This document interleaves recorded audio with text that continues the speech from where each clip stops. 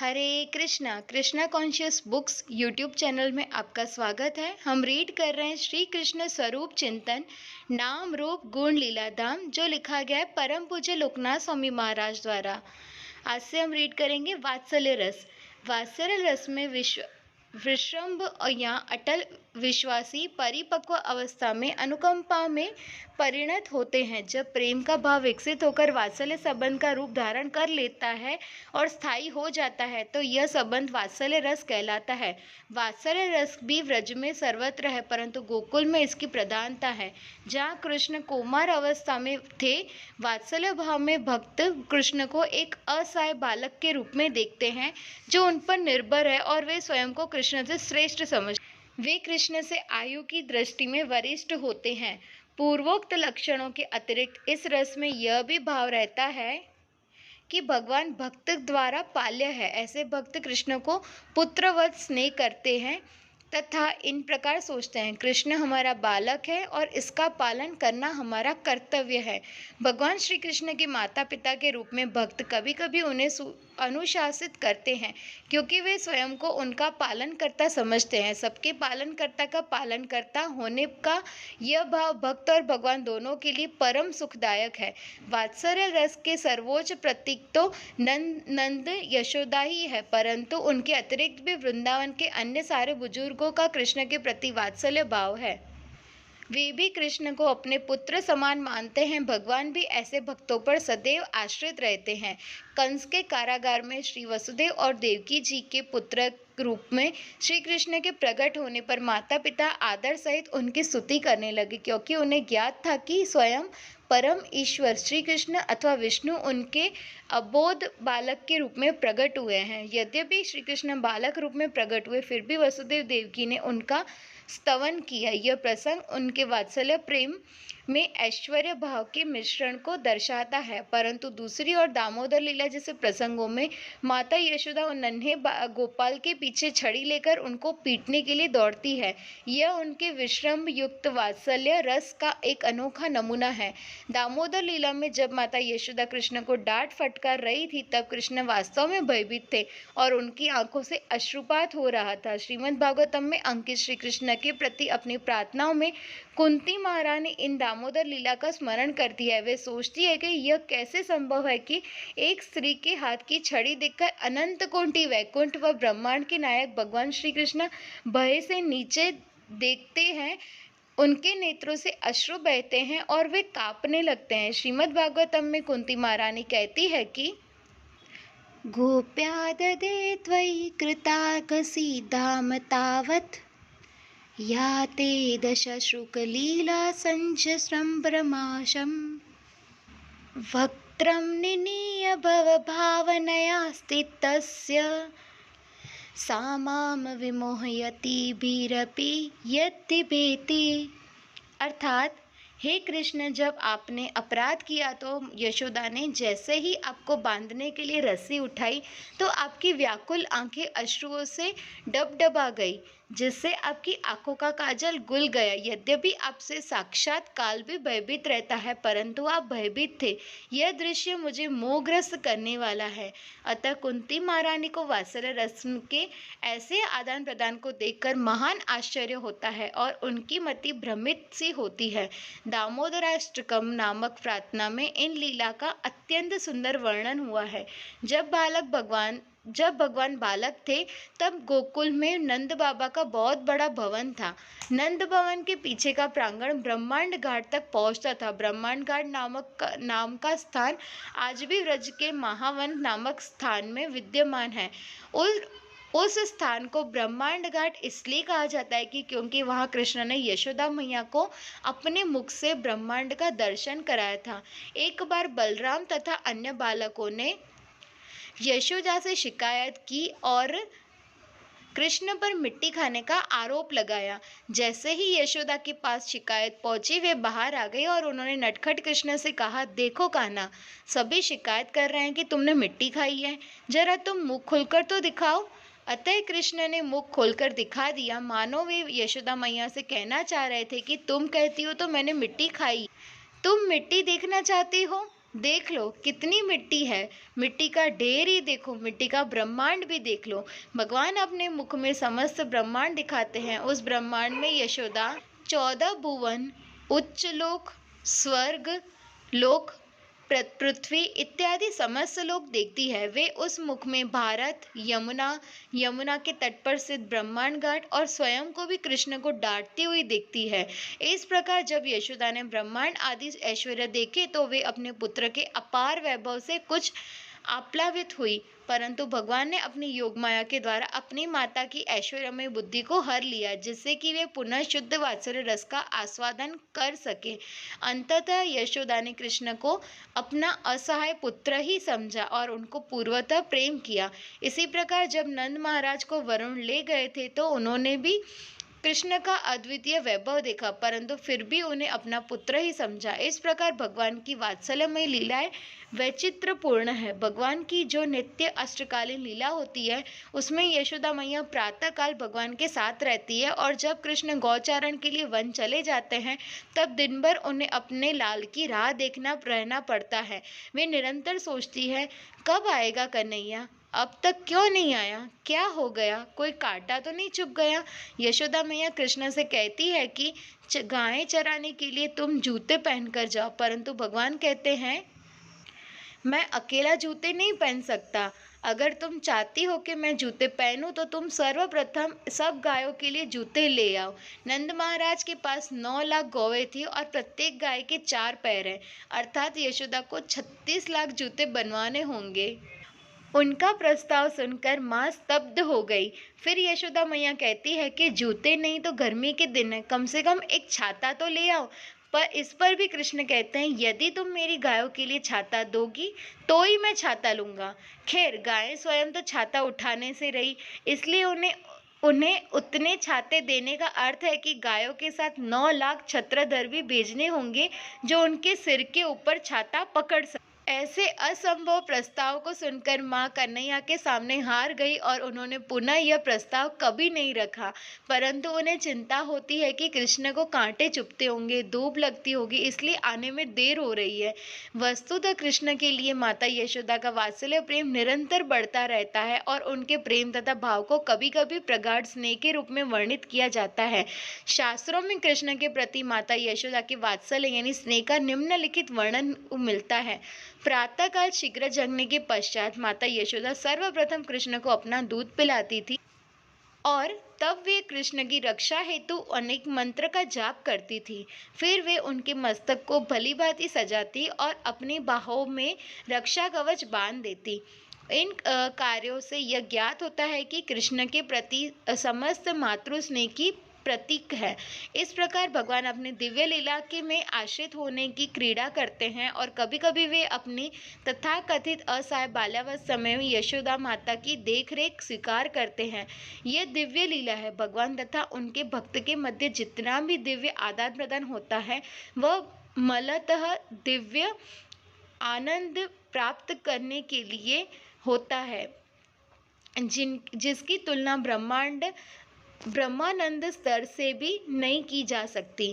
पांचवा माधुर्य रस। श्री कृष्ण तथा उनके माता पिता के मध्य दृश्यमान प्रेम रस से भी श्रेष्ठ माधुर्य प्रेम है। वस्तुतः समस्त रसों में माधुर्य रस सबसे श्रेष्ठ है। जब गन्ने का रस उबाला जाता है तो उसकी मलिनता निकल जाती है और वह गाढ़ा बन जाता है।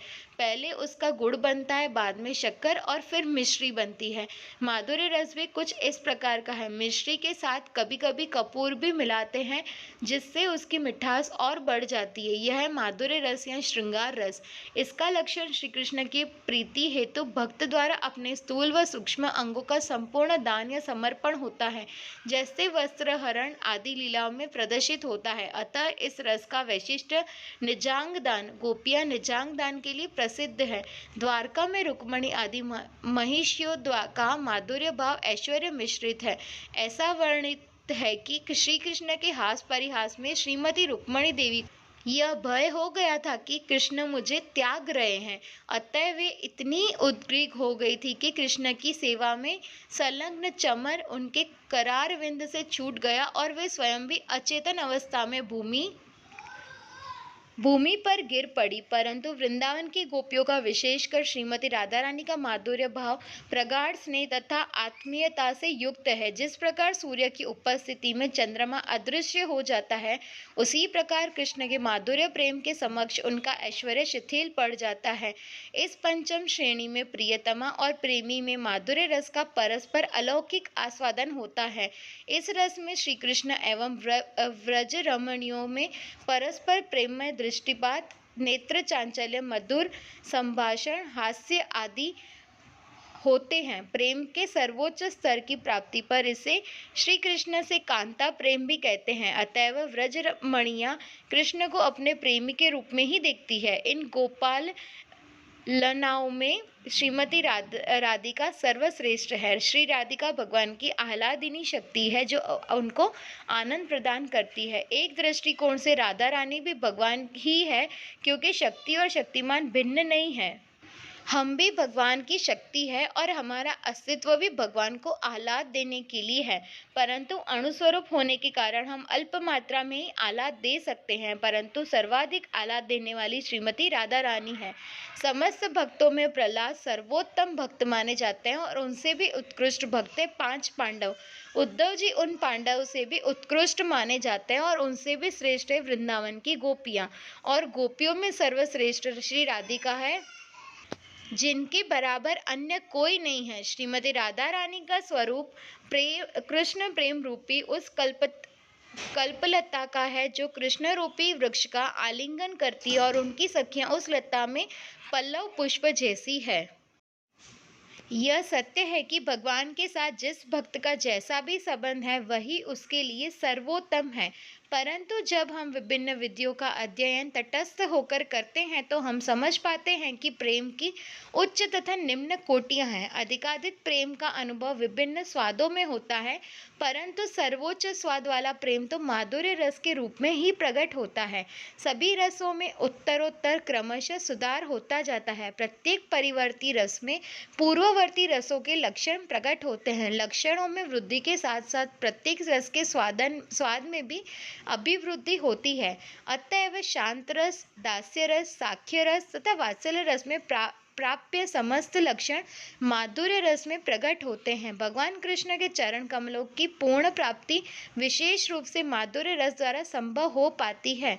अतएव माधुर्य रस ही सर्वोत्कृष्ट है जो समस्त रसों का आगार है। भगवान कृष्ण इन आदर्श प्रेम के वश में हो जाते हैं। इसमें रस और उसके लक्षण बताए गए हैं।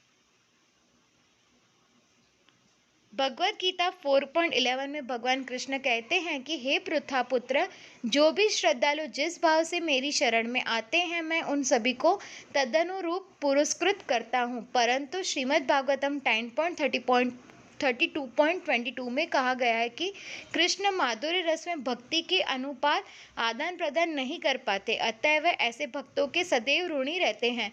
जब गोपियां कृष्ण से रास लीला में उनकी अनुपस्थिति के कारण असंतुष्ट होकर विहलन थी, तभी कृष्ण वापस आ गए और उन्होंने गोपियों से कहा, हे गोपियों, हमारा मिलन समस्त भौतिक कलमश से मुक्त है। मैं स्वीकार करता हूँ कि मैं तुम सभी के ऋण को अनेक जन्मों में भी नहीं चुका सकूंगा, क्योंकि तुम लोगों ने मुझे ढूंढने के लिए अपने परिवार बंधनों को तोड़ डाला है।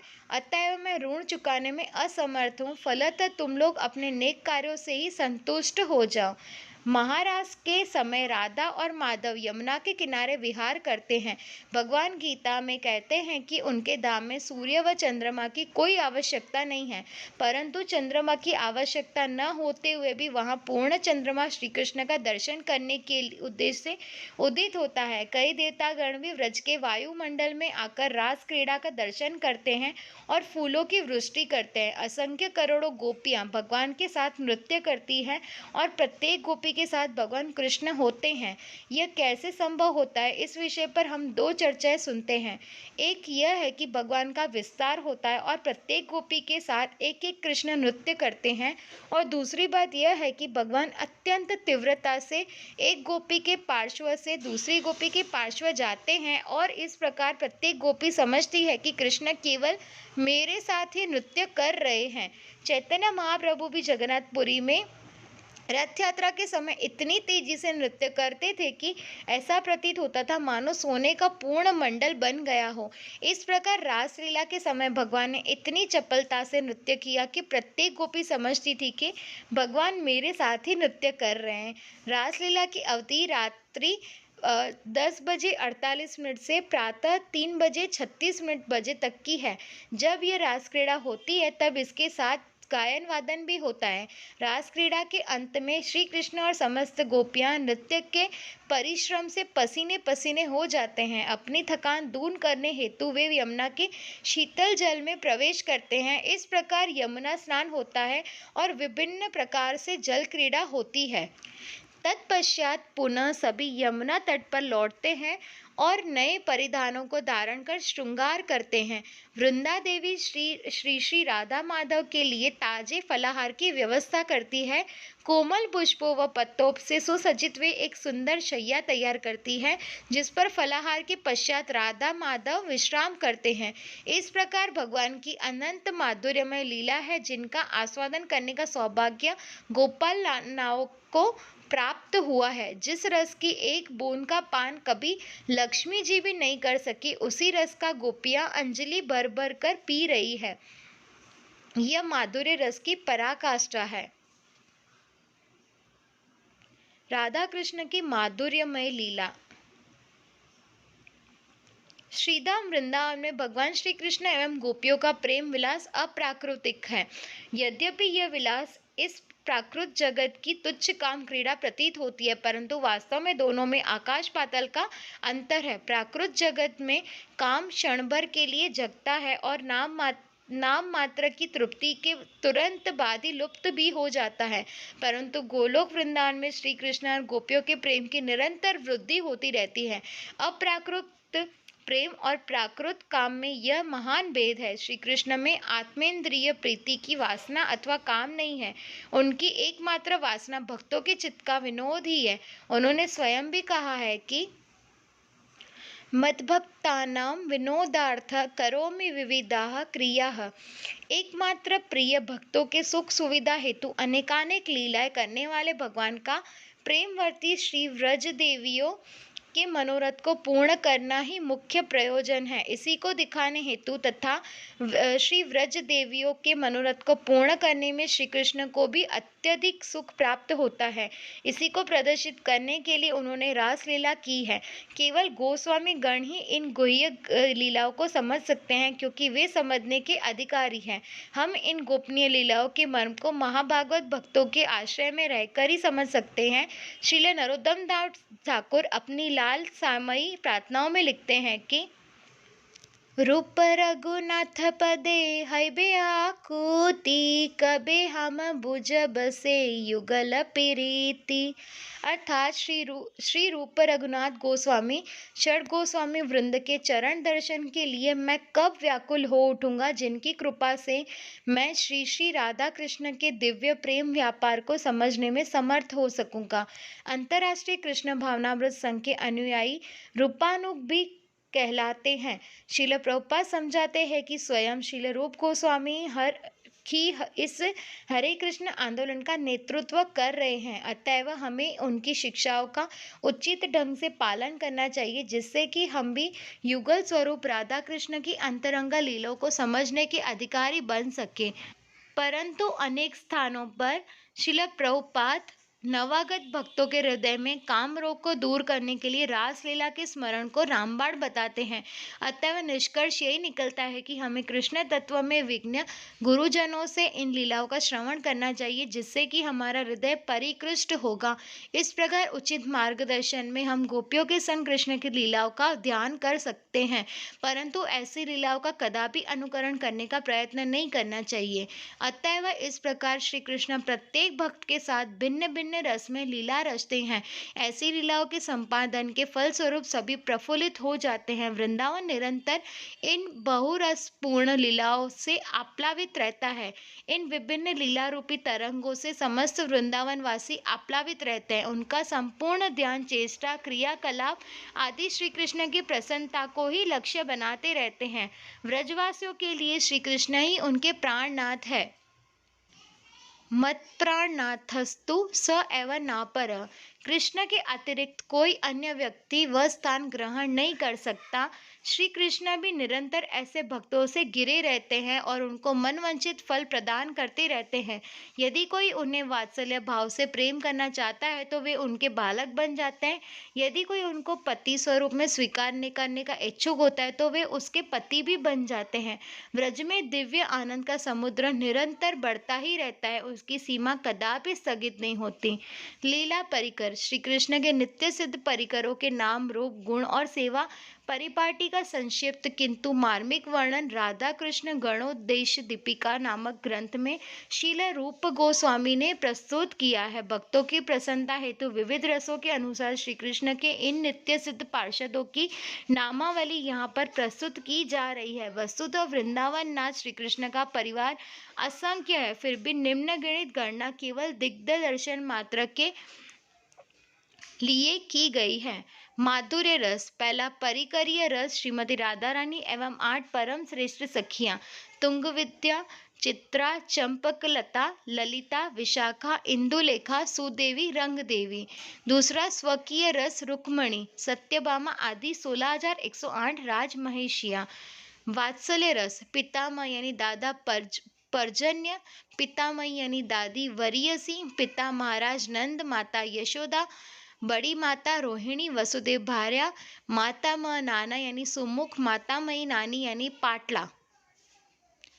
पितृव्य पितृगण, ताऊ व उनकी पत्नियां, उपनंद तुंगी, अभिनंद पीवरी, चाचा व उनकी पत्नियां, सनंद कुवलया, दूसरा नंदन अतुल्या, भाई बलराम, बहन सुभद्रा। सख्य रस। कृष्ण के सखा 4 प्रकार के होते हैं।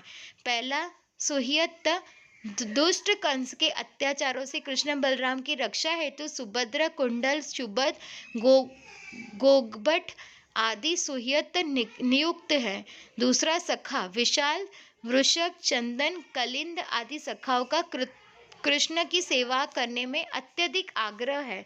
तीसरा प्रिय सखा, श्रीदाम, सुदाम, स्तोक कृष्ण, भद्रसेन इत्यादि प्रिय सखा विविध प्रकार की क्रीड़ाओं तथा नियुद्ध, हाथापाई, कुश्ती और दंड युद्ध, लाठी चलाना आदि विविध कौतूलों से कृष्ण को परमानंद करते हैं। चौथा प्रिय नर्म सखा, सुबल, अर्जुन, व्रज का गोप बालक, सनंदन, कोकिल इत्यादि। इन प्रिय नर्म सखाओं में मधुमंगल, हांसक, पुष्पांक आदि कृष्ण के विदूषक है। ये भोजन तथा कलह प्रिय होते हैं। ये वाक्या चातुर तथा विभिन्न वेशों द्वारा कृष्ण को हंसाते रहते हैं। ऐसा कोई रहस्य अर्थात गोपनीयता नहीं है जो इन प्रिय नर्म सखाओं के अगोचर हो। दास्य रस। पहला सेवक, भंगुर, रक्तक, पत्रक, मधुव्रत, कपिल, कोमल, वारिद, बकुल, प्रेमकंद, सुमन, सुबंध, प्रगुण आदि।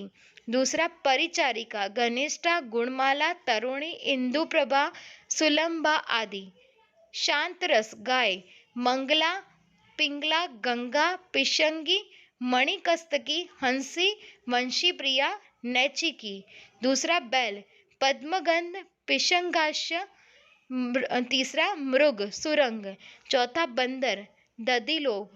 पांचवा पालतू कुत्ते, व्याघ्र, ब्रह्मरख। छठा राजहंस, कलस्वन। सातवां मयूर, तांडविक। आठवां शुक पक्षी, दक्ष तथा विचक्षण। वृंदावन लीला के भक्त परिकर जैसे कृष्ण के माता पिता, सखा, दास दासियां आदि पुनः गौर लीला में भिन्न भिन्न नाम और भाव आदि को धारण करके प्रकट हुए हैं। श्री चैतन्य महाप्रभु के महान पार्षद श्री शिवानंद सेन के पुत्र शील कवि कर्णपुर ने अपने गौर गणों देश दीपिका नामक ग्रंथ में इसका विशेष रूप से वर्णन किया है। कलयुग के आरंभ में स्वयं भगवान श्री कृष्ण श्री नवद्वीप धाम जो कि वृंदावन से अभिन्न है, ऐसे धाम में अपने पार्षदों सहित प्रकट होकर उन्होंने गोलोक धाम का प्रेम नाम संकीर्तन सभी जीवों को प्रदान किया। गौरांगेर संगी गणे नित्य सिद्ध करी माने श्री गौरचंद्र के सभी संगी नित्य सिद्ध हैं। न केवल महाप्रभु के समकालीन भक्त अपितु उनसे आरंभ हुई गौड़ीय वैष्णव धारा में प्रायः सभी भक्त श्री कृष्ण के नित्य पार्षद हैं। यहाँ पर कृष्ण लीला के अनुसार महाप्रभु के कुछ अंतरंग पार्षदों के रूप का अंकन किया गया है। पंचतत्व गौरांग महाप्रभु श्री राधा तथा वृंदावन कृष्ण। वृंदावन कृष्ण में द्वारका कृष्ण, वासुदेव कृष्ण और सभी अवतार सम्मिलित हैं। नित्यानंद प्रभु यानी हलधर बलराम थे। अद्वैत आचार्य सदाशिव तथा महाविष्णु। गदाधर पंडित श्री राधा। आलादिनी शक्ति श्रीनिवास पंडित यानी नारद मुनि।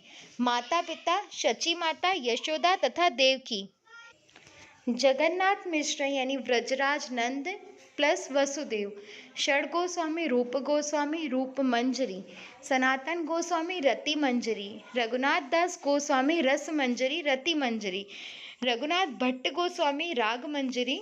गोपाल भट्ट गोस्वामी अनंग मंजरी गुण मंजरी। जीव गोस्वामी विलास मंजरी। महाप्रभु के अन्य पार्षद लोकनाथ गोस्वामी लीला मंजरी। रामानंद राय ललिता सखी। स्वरूप दामोदर गोस्वामी विशाखा सखी। कृष्णदास कविराज गोस्वामी कस्तूरी मंजरी। विश्वनाथ चक्रवर्ती ठाकुर विनोद मंजरी। बलदेव विद्याभूषण रत्नावली देवी। इस प्रकार महाप्रभु के संगी साथी एवं अनुयायी कृष्ण लीला में अपने अपने स्वरूपों में रसराज कृष्ण की निरंतर सेवाएं करते रहते हैं। भगवान की लीलाएं अखंड चलती रहती हैं। उन लीलाओं का अष्टकालीन या अष्टयाम की लीला भी कहते हैं। एक दिन दिवस के 24 घंटों को 8 कालों में विभाजित किया गया है। प्रत्येक काल में श्री कृष्ण भिन्न भिन्न रसयुक्त लीला करते हैं। वैष्णवाचार्यों ने इस लीलाओं का अत्यंत मार्मिक वर्णन प्रस्तुत किया है, जिसका हम संक्षिप्त रूप में अध्ययन करेंगे। इस लीला का अध्ययन करेंगे हम कल के पाठ में। तब तक के लिए वांछा कल्पतरुभ्यश्च कृपा सिंधुभ्य एव च पतितानां पावनेभ्यो वैष्णवेभ्यो नमो नमः। श्री हरिनाम प्रभु की जय। परम पूज्य लोकनाथ स्वामी महाराज की जय।